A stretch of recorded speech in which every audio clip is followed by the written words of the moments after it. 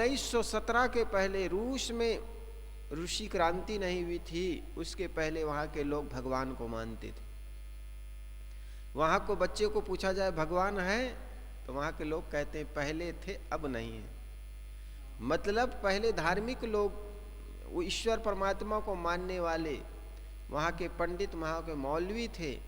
लेकिन जैसे ही कम्युनिस्ट विचारधारा के लोग आए, जो दास कैपिटल को समाज में पढ़ाए जाते हैं, वहाँ पर विचार करने की बात की जाती है, किसी बात को यूं ही मत मान लो। दास कैपिटल के से ऋषि क्रांति आई और वहाँ के मानने वाले लोग, जो शासक थे, वो दास कैपिटल के मानने वाले थे। कार्ल मार्क्स दास कैपिटल लिखे हैं और कार्ल मार्क्स को मानने वाले लोग थे। तो वहाँ के जितने भी देवी देवताओं थे, वो सारे देवी देवताओं को फेंक दिए गए, निकाल दिए गए, और ऐसे नियम निकाले कि किसी प्रकार के देवी देवता मानने वालों की सजा दी जाएगी। तो कुछ ही वर्षों में, 100 वर्ष के अंतर्गत ही वहाँ ऋषि क्रांति आई। वहाँ के लोग भगवान भगवती को मानना छोड़ दिए। वहाँ बच्चों को धार्मिक ग्रंथों के नाम पर दास कैपिटल पढ़ाए जाते हैं, जो कार्ल मार्क्स की विचारधारा है। उनके मानने वाले को कम्युनिस्ट कहे जाते हैं।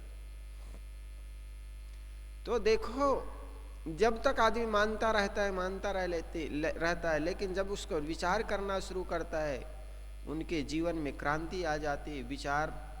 विचारों की धारा में वो बहने लगते हैं, सोचने लगते हैं, और जो सार है उसको ग्रहण कर लेता है और जो असार है उसको त्याग देते हैं। तो कम्युनिस्ट विचारधारा के लोगों ने देखा ये अंधविश्वास लोगों के अंदर बढ़ता चला जा रहा है, इसको कैसे हटाया जाए। तो दास कैपिटल कार्ल मार्क्स के मानने वाले लोग शासन में जब आए, तो उन्होंने समाज में या बच्चों में वही पढ़ाने लग गए, उसी का प्रचार करने लग गए कि किसी प्रकार ईश्वर परमात्मा नहीं है, बिल्कुल झूठी। पूरे समाज में वही बात फैल गई। और आज रूसी क्रांति आने से आज भारत से कई गुना रूस आगे हो गया।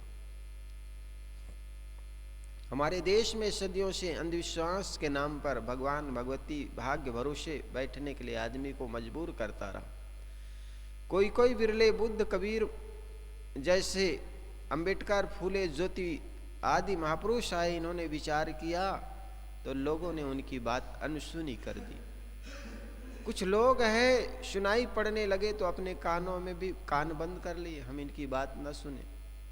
और ऐसी बात लिख दी गई कि ऐसे नास्तिक लोगों की बात कानों में पड़ गए तो कान से सुनना नहीं चाहिए, बंद कर लेनी चाहिए, या उनकी हत्या कर लेनी चाहिए। ऐसी बातें लिख दी गई। आदमी ने विचार करना छोड़ दिया। तो इस प्रकार कुछ धूर्त तो अपने आप को पंडित तथा महात्मा घोषित कर देते हैं। संसार के लोगों को मूर्ख बनाकर ठगने में लगे रहते हैं। यूनान के बहुत बड़े दार्शनिक हुए हैं अरस्तु। उन्होंने कहा था, जब तक इस धरती तल पर मूर्ख रहेंगे, चालाक कभी भूखे नहीं मरेंगे। और चालाक, मूर्ख और आकाश अनंत है, ये कभी नष्ट होने वाला नहीं। आए दिन कभी सागर का पानी मीठा हो जाता है, कभी गणेश जी की मूर्ति दूध पीने लगता है, कभी चोटियां कटने लगती है। ये सब धूर्तों के द्वारा फैलाई गई बातें। कहीं मस्जिद में आयत, कुरान के आयतें प्रिंट हो जाते हैं, कभी ईसा की मूर्ति से चरणों से पानी झरने लगते हैं, कभी साईं जी की आंखों से आंसू झरने लगते हैं, कभी सागर का पानी मीठा हो जाता है, तो कभी गणेश जी को दूध पिलाने लगते हैं या पीने लगते हैं। कहीं किसी की चोटी कट जाती है।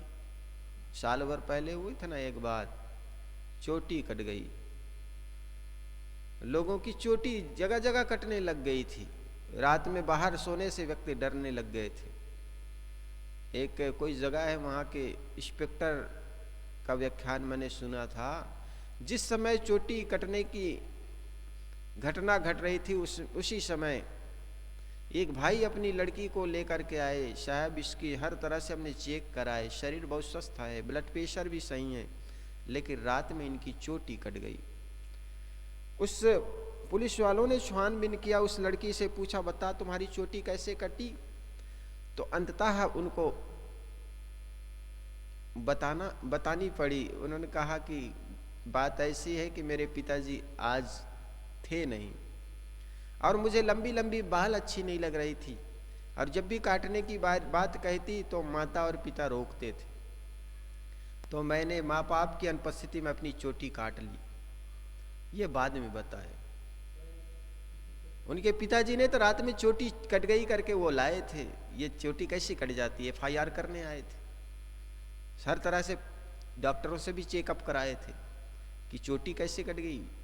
इनकी हाई ब्लड प्रेशर भी नॉर्मल है, शरीर में कोई बीमारी नहीं, चोटी कैसे कट गई? तो पुलिस वालों के पास बात गई, तो पुलिस वालों ने पूछा, बता सही सही बता, ये बाल कैसे कटे? तो उन्होंने कहा, साहब ऐसे है कि घर के लोग मेरे बड़ी बड़ी बाल देख करके ये काटने नहीं देते थे, और मैं बालों से बड़ा परेशान हो गई थी, तो मैंने ये देखा कि माँ बाप अभी है नहीं, काट लूँ, तो मैंने बाल काट ली। ऐसे बाल काटने की धीरे धीरे वो पूरा शहर में, पूरा राज्य में फैल गई थी, और राज्य ही क्या दूसरे राज्यों में फैलने लग गई थी। चोटी कट जाती तो चोटी कटने की ये बात ऐसे ही बिना प्रमाण के, बिना कुछ ऐसे अंधविश्वास की बातें ऐसे हावी हो जाती है कि लोग बिना विचारे मानते चले जाते। भेड़, इसलिए भीड़ भाड़ कहते हैं।